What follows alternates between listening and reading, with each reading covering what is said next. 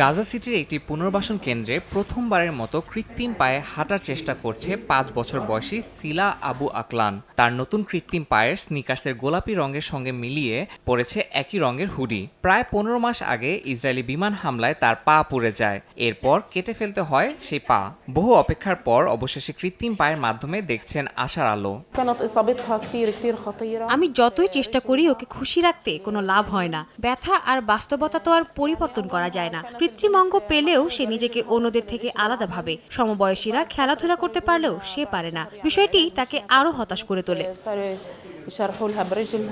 সিলার মতো হাজারো শিশুর দিন কাটছে শারীরিক ও মানসিক কষ্টে। কেউ হাত হারিয়ে নিজের কাজ করতে পারছে না, কেউ বা আবার পা হারিয়ে খেলতে পারছে না সহপাঠীদের সঙ্গে। অনেকে হতাশ হয়ে নিজেদের আলাদা করে রাখছে সমাজ থেকে। অপর্যাপ্ত চিকিৎসা ও পুনর্বাসনের অভাবে স্বাভাবিক জীবনে ফেরা কঠিন হয়ে পড়েছে। চরম বিপর্যয়ের মধ্যে সহায়তার জন্য কাজ করছে কিছু মানবিক সংস্থা।